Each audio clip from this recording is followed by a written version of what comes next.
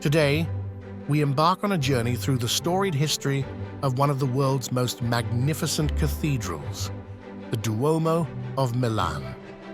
Nestled in the heart of this vibrant Italian city, the Duomo stands not only as a symbol of faith, but as a testament to human creativity and architectural brilliance. Join me as we unravel the fascinating tale behind the creation of this architectural masterpiece.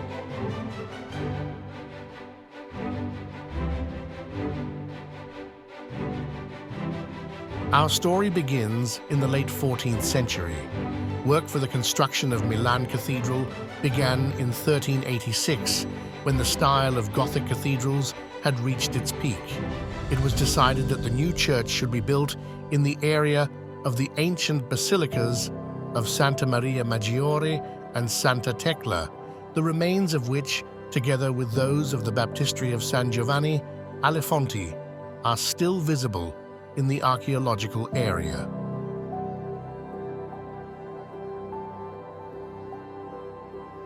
For this purpose, in October 1387, the Veneranda Fabbrica del Duomo was founded at the instigation of Gian Galeazzo Visconti, Lord of Milan, with the aim of continuing with the design and construction of the church.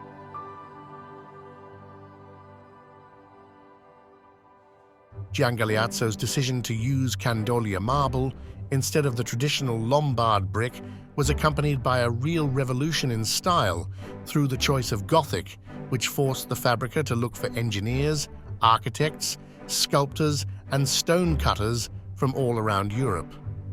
The construction site became a lively space for the exchange of the most diverse ideas, experiences, and skills from workers coming from all over the continent, which made the Duomo a crossroads of peoples and cultures and the most European among Gothic cathedrals.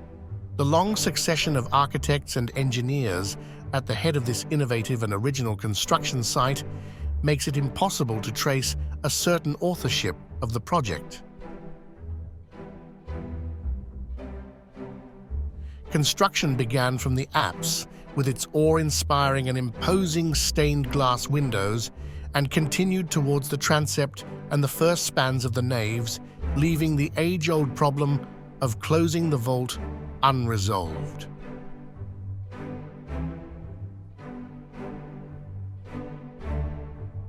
On the 16th of October, 1418, Pope Martin V, who was returning from the Council of Constance, consecrated the church's high altar.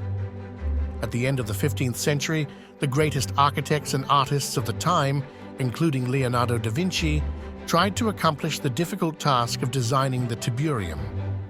Once this phase was concluded and a unanimous decision was reached, construction work continued and a new phase started under the inspiration of the pastoral work of Carlo Borromeo. The Council of Trent's decrees, 1545 to 1563, started the Counter-Reformation, more precisely, the Catholic Reformation, in opposition to the Protestant one. Carlo Borromeo, Archbishop of Milan, from 1564 to 1584, and Federico Borromeo's, Archbishop from 1595 to 1631, interventions in the cathedral were inspired by the concepts and forms of the architecture and ecclesiastical furnishings of Papal Rome, leaving a new imprint in the Duomo's interior, as we can see from the magnificent architectural framework of the presbytery, the side altars, the crypt, the baptistry, the floor.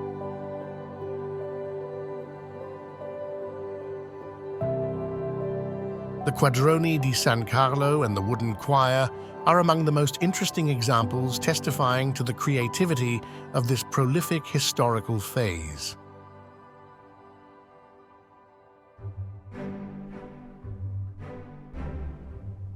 The design of the church's facade began at the end of the 16th century, when the foundations for its prospetto, front, were laid. Meanwhile, the ancient facade of the church of Santa Maria Maggiore, which was demolished in 1683, had been rebuilt forward of its original position. As was the case for many other architectural elements of the cathedral, the facade too had to wait for long, until the end of the 18th century, before a definitive plan was completed. Between the 17th and 18th century, the Tiburium was completed with the great spire on top and the laying of the statue of the Madonnina, 1774. The 19th century saw great activity on the construction site. On the eve of Napoleon's coronation as King of Italy and on his initiative, new works were undertaken to complete the facade, 1807 to 1813.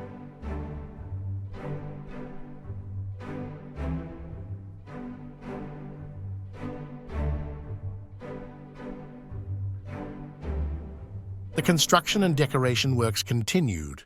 Most of the spires were placed on the roof, and several stained glass windows with enamel-painted glass were also completed. The 20th century, which was marked by war and conflict, saw the start of major renovation works, the first archaeological excavations in Piazza del Duomo, and the completion of the facade with the addition of the doors, which date back to a relatively recent period between 1909 and 1965.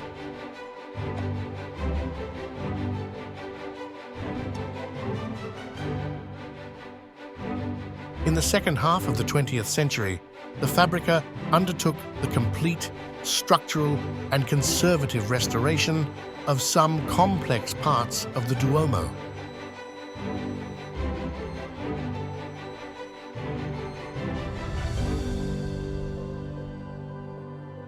The 60s and 70s saw the Veneranda Fabbrica engaged in works on the facade, with the second restoration carried out on the spire after another one that had been carried out in 1840.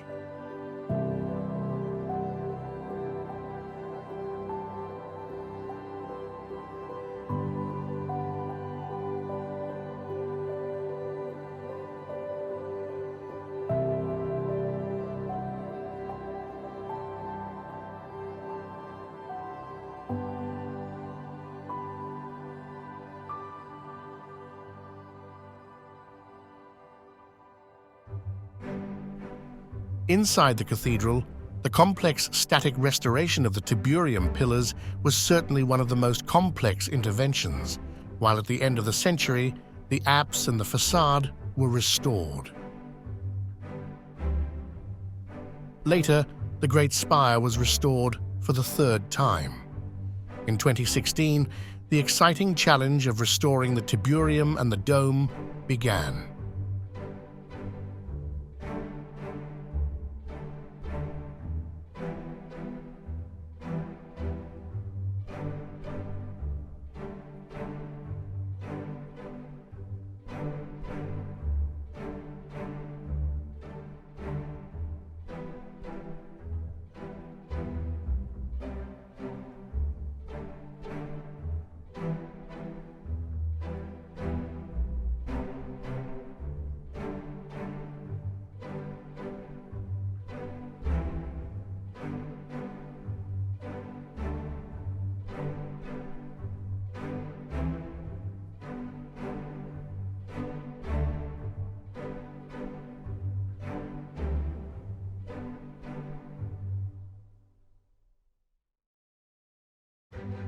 The Duomo's influence extends far beyond its physical structure.